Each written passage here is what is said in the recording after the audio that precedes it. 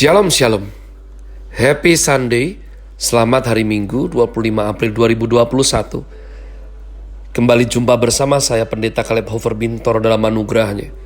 Penuh sukacita sampaikan pesan Tuhan melalui Grace Word, yakni suatu program renungan harian yang disusun dengan disiplin. Kami doakan dengan setia supaya makin dalam kita beroleh pengertian mengenai iman, pengharapan, dan kasih yang terkandung dalam Kristus Yesus.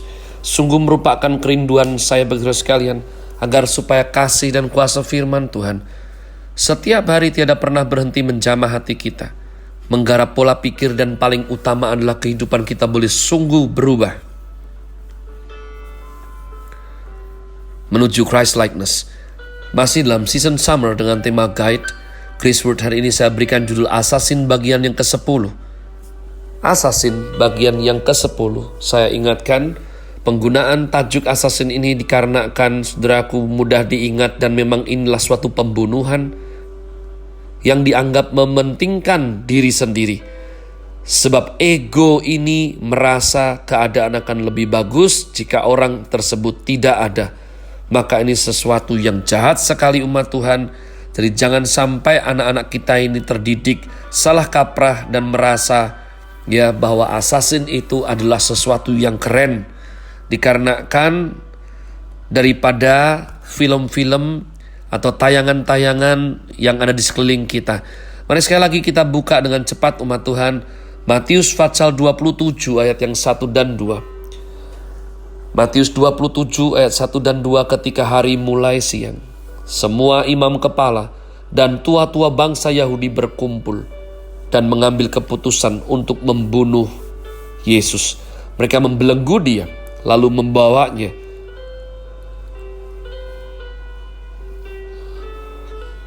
dan menyerahkannya kepada Pilatus, wali negeri itu.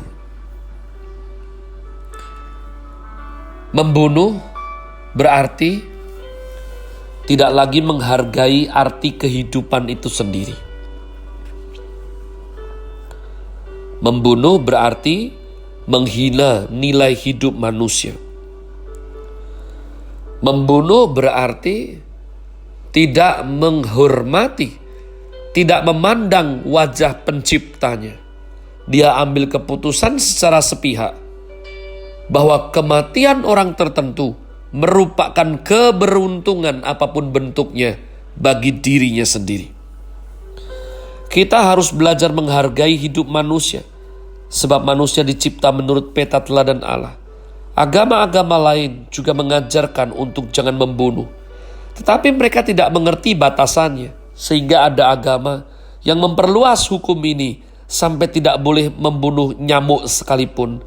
Ini akibat dari mereka tidak mengerti peta teladan Allah.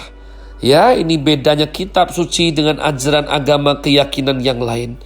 Tuhan Sang Pencipta manusia membuat garis batas yang tegas antara manusia dengan semua ciptaan yang lain. Jadi umat Tuhan, biarlah kita tidak terjebak ekstrim kiri maupun ekstrim kanan. Nah, perintah tentang jangan membunuh berkait dengan berbagai ayat lain. Seperti barang siapa menumpahkan darah orang lain, darahnya juga akan ditumpahkan. Ajaran Alkitab sedemikian sempurna dan akurat, sehingga satu dengan yang lain saling berkait dengan prinsip yang sama. Inilah firman Tuhan, kebenaran yang dari Allah. Manusia tidak diperbolehkan membunuh sesamanya, karena manusia dicipta seturut peta teladan Allah. Memang Allah memberikan hak kebebasan kepada manusia yang sedemikian besar. Sebegitu besar kebebasan yang Allah berikan, hingga bisa dipergunakan dengan semena-mena. Adam jatuh ke dalam dosa karena Adam telah menggunakan kebebasan yang Allah berikan untuk melawan Allah, Sang Pemberi kebebasan. Ini adalah sesuatu yang sangat memprihatinkan, merupakan ironi. Manusia dicipta mirip Allah, memiliki kuasa, kebebasan, dan keinginan yang luar biasa. Bedanya, Tuhan Allah meletakkan kebebasannya di dalam seluruh atributnya. Kebebasannya tidak pernah melawan kasihnya, keadilannya, kesuciannya. dan kebenarannya. Itu sebab kebebasan Allah tidak pernah menyimpang. Sementara manusia tidak mau menteladani Allah dalam hal mengikat kebebasan yang sedemikian besar, maka manusia akhirnya menyimpang, memakai menyalahgunakan kebebasannya, haknya, kepandaiannya justru untuk melawan Allah yang adalah sumber anugerah bagi hidup. Itulah kebebasan manusia yang akhirnya membinasakan dirinya. Mati berarti berpisah dari Allah, sumber hidup yang sejati. Itulah orang yang terlepas dari Tuhan, yang kehilangan fondasi, standar hidup, sehingga mungkin saja membunuh orang lain. Perjanjian Lama memaparkan 3 kasus pembunuhan umat Allah. Yang pertama, Kain anak Adam membunuh Habel adiknya. Seharusnya seorang kakak adalah pelindung bagi adiknya. Seharusnya Kain mengasihi dan melindungi Habel, tetapi kebencian akibat iri hati telah membuat Kain membunuh Habel. Ketika setan menanam bibit benci di dalam hati, maka engkau mulai tidak suka pada orang itu. Kalau kita mencintai seseorang, kita bersedia mengampuni semua kelemahannya, berusaha mengerti bagaimana hatinya. Tetapi ketika sudah benci, kita sengaja tidak sengaja cari-cari kesalahannya. Ketika kebencian itu dipicu oleh iri hati, karena mungkin dia lebih pandai, lebih kaya, lebih cantik, lebih tampan, lebih sukses, dan lain-lain, akhirnya merasa keberadaannya menjadi ancaman bagimu. Padahal tidak salah. Disuruh jelaskan juga tidak bisa umat Tuhan. Makanya saya rindu untuk ajak, yuk kita disiplin jiwa kita. Supaya jangan angkat suatu konflik masalah. Jangan emosional biasakan keluarga itu berhantam berkelahi. Untuk sesuatu yang bahkan engkau jelaskan saja tidak bisa umat Tuhan. Engkau tidak mengerti. Engkau mungkin khawatir. Engkau mungkin paranoid umat Tuhan. Ya. Tapi itu disebabkan level egois yang begitu tinggi. Sehingga engkau akan terus negatif, atmosfer negatif, bercara pandang negatif.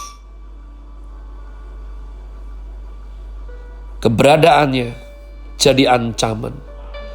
Tuhan Yesus tidak salah apa-apa umat Tuhan. Tapi ayat yang tadi kita baca bersama, imam kepala, ahli Taurat orang Yahudi, 3 orang yang harusnya khatam mengenai hukum Tuhan yang diberikan melalui Torah Musa. Mereka menganggap keberadaan Tuhan Yesus yang tidak bersalah itu sebagai gangguan. Sehingga akhirnya harus dibunuh. Hal-hal seperti yang saya ucapkan tadi, walaupun saya tidak tahu kenapa, tapi keberadaannya itu tidak enak di hati saya.